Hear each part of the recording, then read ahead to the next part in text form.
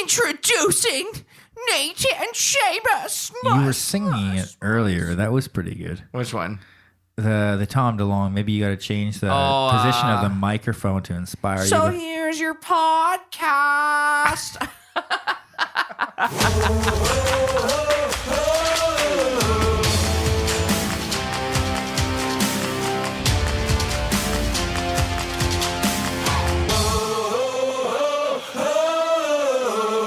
What's up, guys? It's Nate Cavalli and my pal Seamus O'Neill, who's sitting here right beside me. We're in Cloverdale, BC. This is episode 1 of the Vancouver Toon Talk podcast. Yeah. And guys, this is our first podcast ever. So bear in mind, we don't have any guests on this episode or anything like that, but we want to get to know you, and we're probably going to get to know each other a heck of a lot better throughout this new journey. I'm pretty stoked. We want to hear from you guys. We want to hear your suggestions. We want to hear what you want to hear, want to see when we get video going, because that's going to be a thing too. And if you want to join the party, email vancouvertoontalk@gmail.com. I repeat, vancouvertoontalk@gmail.com. We've got a list of questions here that we've narrowed down. My first question is, Seamus, what was the first concert you ever went to, or the first one that kind of changed your life? There's so many. But the one I'm going to share, I was in elementary school. I was probably 7 years old, and WWE was coming to town, and The Undertaker was on top of the world. So was Stone Cold Steve Austin, The Rock, Mankind, you know. And at the time, I loved Kid Rock. Kid Rock was like my dude. From the time Ba with the Ba came out, you know, Da with the Ba, the dang, the dang, digga, digga, digga, shut that pocket. And so by now he'd come out with American Badass, and American Badass was The Undertaker's music. And they announced that Kid Rock is going to be playing at this event. But my dad, the whole time he had me fooled. You know, he's like, Shay, I couldn't get tickets. It's sold out. One day, my dad picks me up from school. And he's like, Shay, I'm so sorry. I tried one more time to go to Ticketmaster at the mall today. I went to Ticketmaster, and I tried to get the e-tickets to the WWF event, and I know you wanted to go, and I couldn't do it. But they had these tickets to like this kids carnival, and they were like only $7, so I grabbed a couple. And he's like, I hope you don't mind. He's like, seeing I couldn't get you tickets, I thought we could go to the carnival. And I'm like, oh yeah, totally. I'm about to like bawl my eyes out because I'm like, we're going to shitty ass carnival. And he gives me these tickets, right? And he's like, well, check them out and see if, like, you know, there's a description on there. And he's like, he's describing it as basically this stupid carnival with like freaking pink ponies cruising around, and it's tickets. It's tickets to the show, and he's got me right fooled. And I remember, like, I was like, fuck yeah! And we went. And it was so sick, dude. Undertaker motorcycling it down the ramp, and it was so loud. And Kid Rock freaking winds up in the ring, pyro coming out of the ropes. Oh man, dude!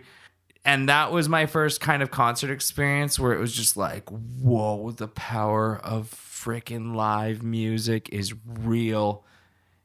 I could go on for days. We got to ask this next question in the next episode. How about you? Well, my first concert was a similar experience where I felt like I could definitely cartwheel up the stairs afterwards.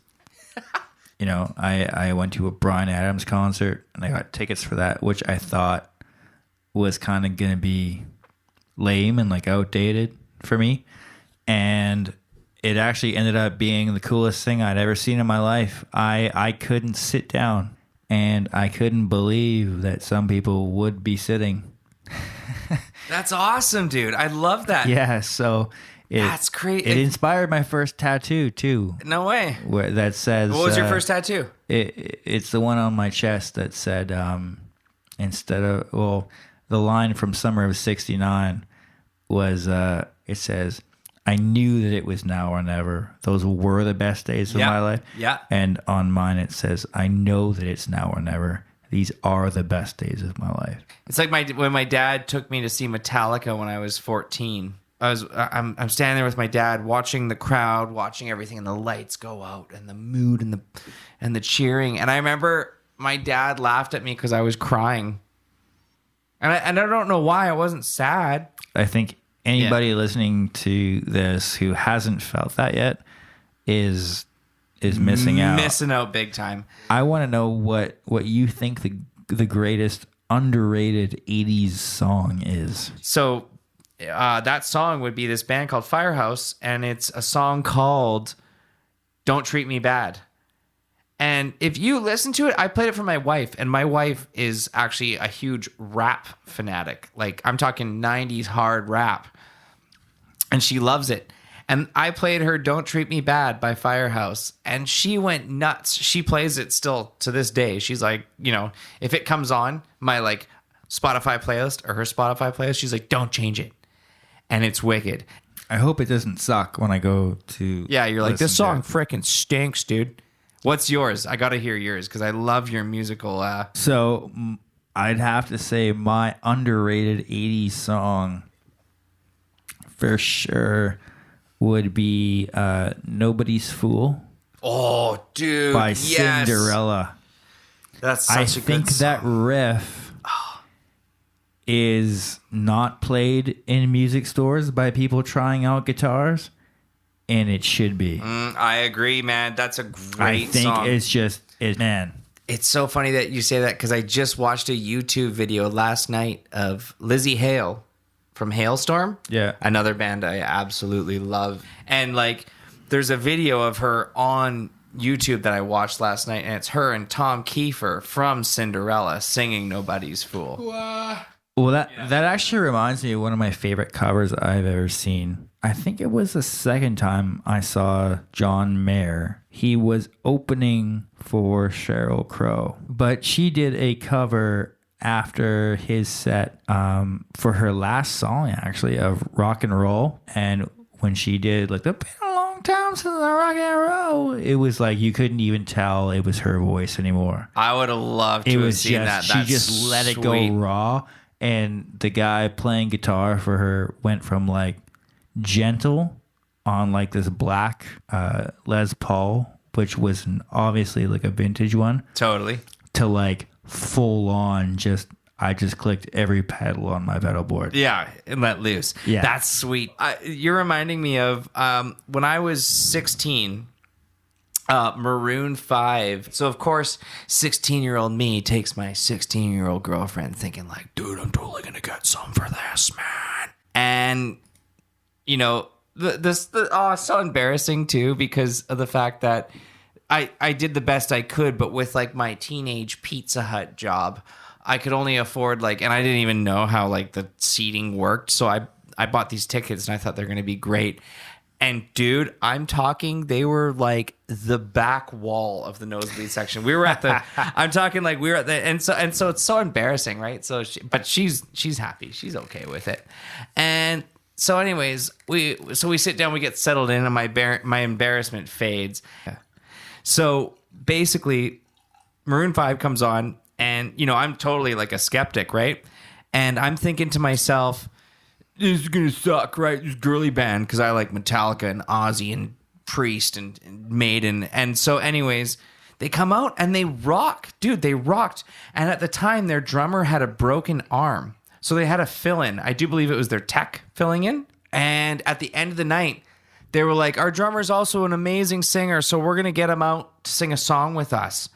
And the whole band faces backwards to the crowd, facing the drummer, and the drummer counts them in, right? And it's like this epic moment where all of a sudden, like you said with the Sheryl Crow show, they all turn up, and all of a sudden it's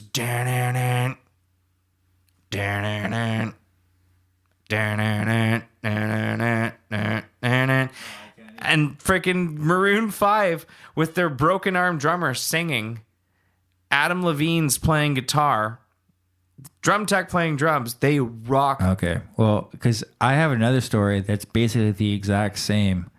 I went to see Billy Joel.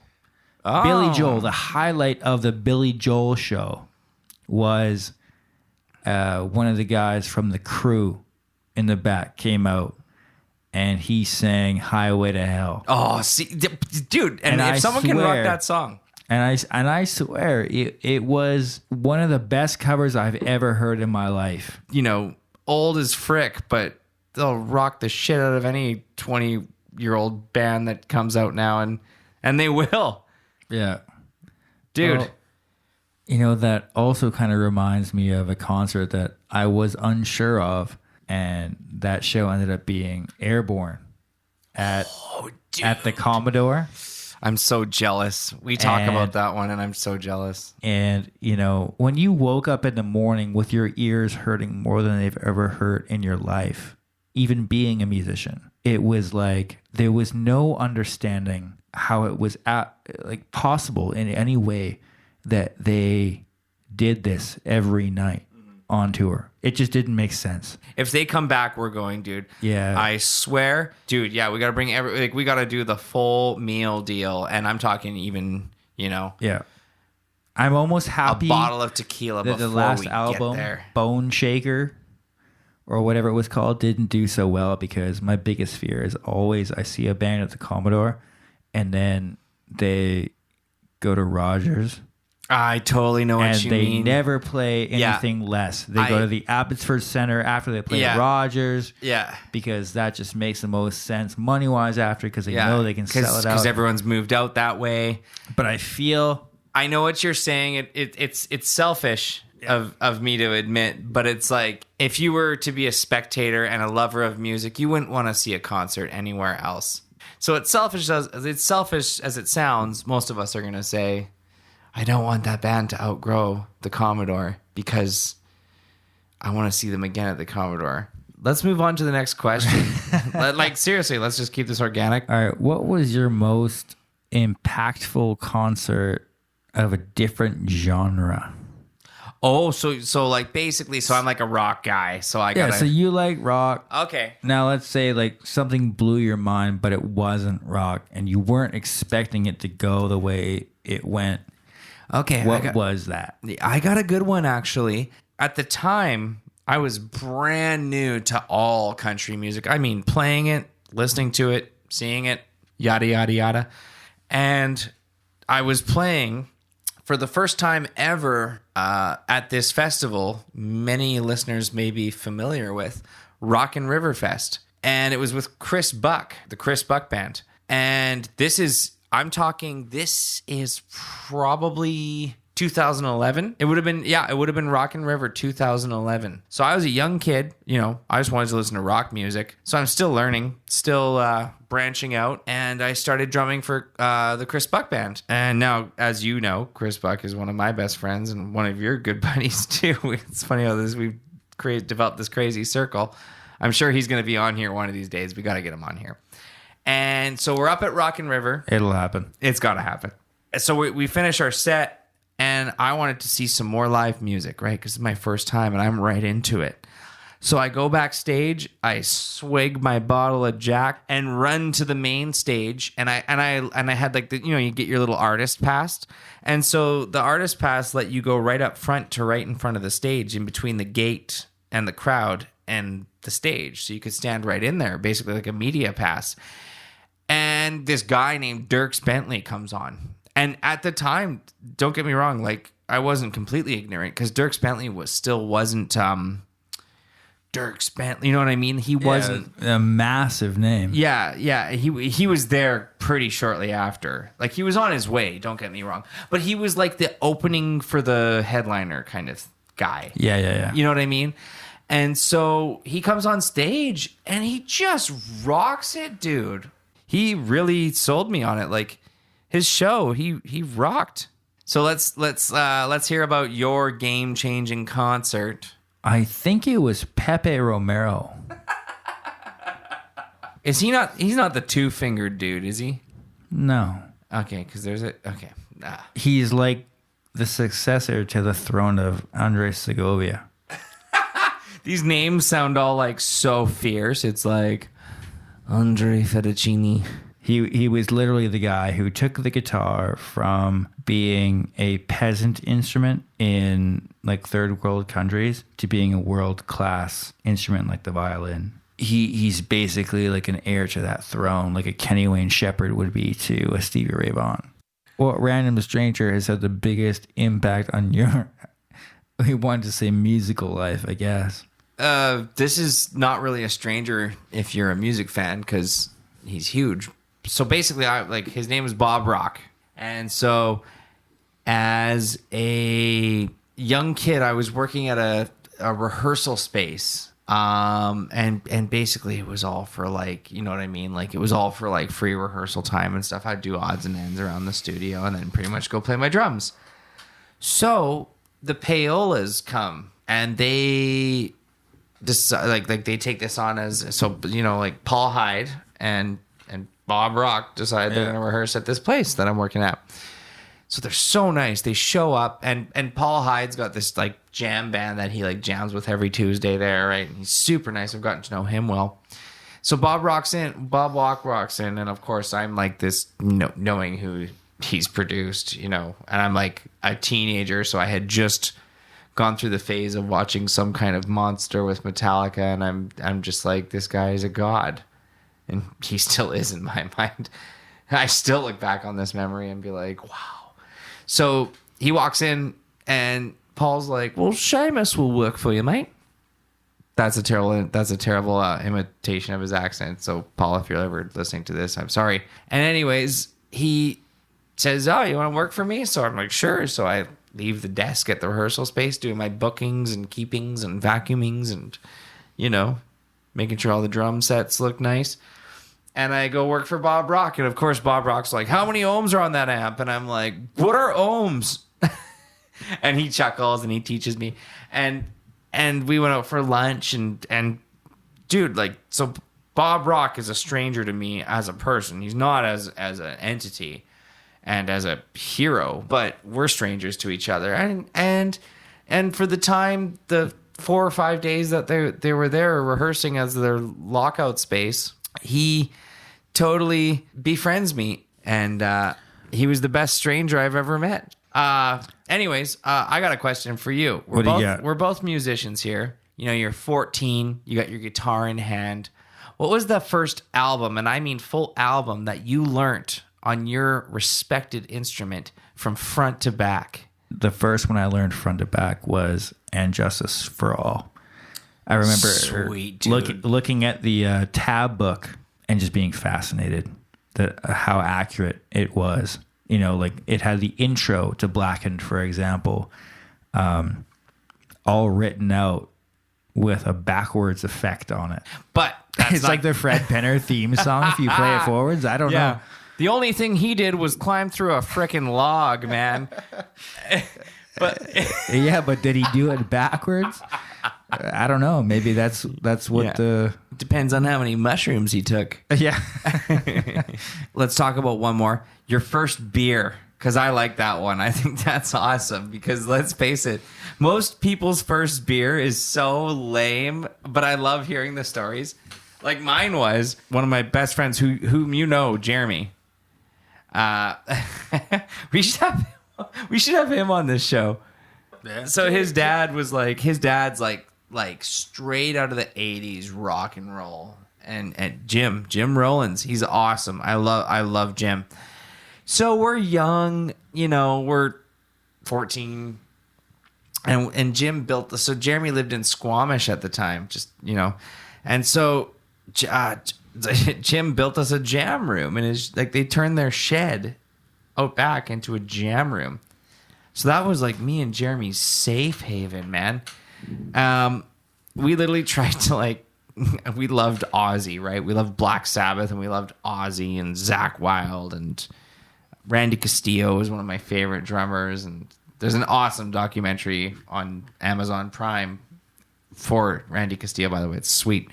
So that was cool. I just got that. And dude, watch the Randy Castillo documentary. Okay. I mean, it's sadly it's not pro done, but it's interesting. There's another one. There's a few. There's tons. Anyways, I could go on for days about that.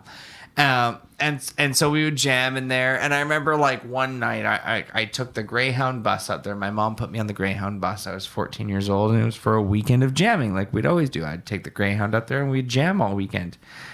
And don't get me wrong, my mom found out because my mom and Jeremy's mom are best friends.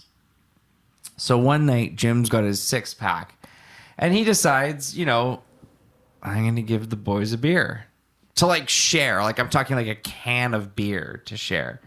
But when you're 14, like you know what I mean. So of course we drink a half each, and it tastes terrible to us because beer is an acquired taste. It really is. Like if anybody like traces back to their first beer, it's not you're like this is delicious. No, I'm sure there's some weirdo out there that's like. Speak for yourself, man. So, but like it's gross. So like, of course we're like, and it's like some sort of like freaking Milwaukee light beer or whatever. Not even good. Half warm jam room beers. And so, you know, we drink it and, you know, and like, of course we think we're like, dude, we're like wasted right now, man. And like, but we're not at all. But that was my first beer. And then what made it even funnier was the fact that Jeremy's mom walks in. She's on the phone with my mom because they would spend hours on the phone together. She goes, oh my God, Jim gave Jeremy and Seamus a beer. Wendy's awesome. Sorry, Wendy, if you're listening to this, you're not making you sound awful, but it was like, yeah. And then there's my mom. Yeah, what? And like, oh, dude, that was it. And my mom is very against drinking. Yeah. Like, if I can't even have a beer in front of my mom. She's like all uncomfortable by it, and I'm like, my goodness.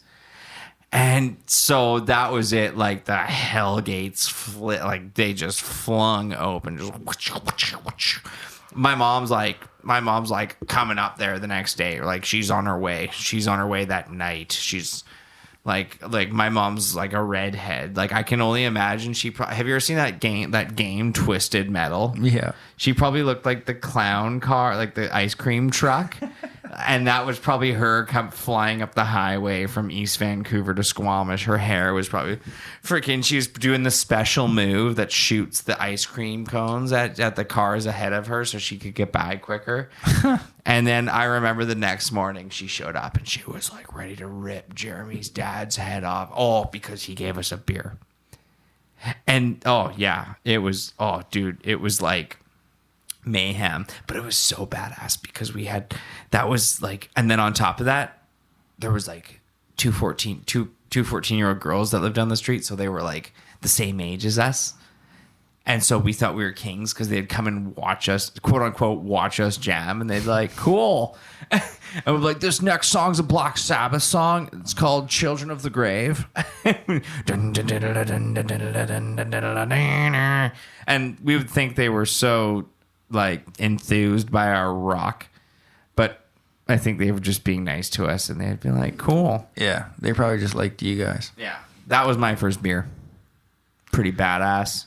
Yeah. All right, guys, I could not thank you enough for listening to me and Nate and me ramble on and on and on and on. I hope you guys will tune in on the next episode of Vancouver Tune Talk, and if you want to join the party, email vancouvertunetalk@gmail.com. I repeat, vancouvertunetalk@gmail.com.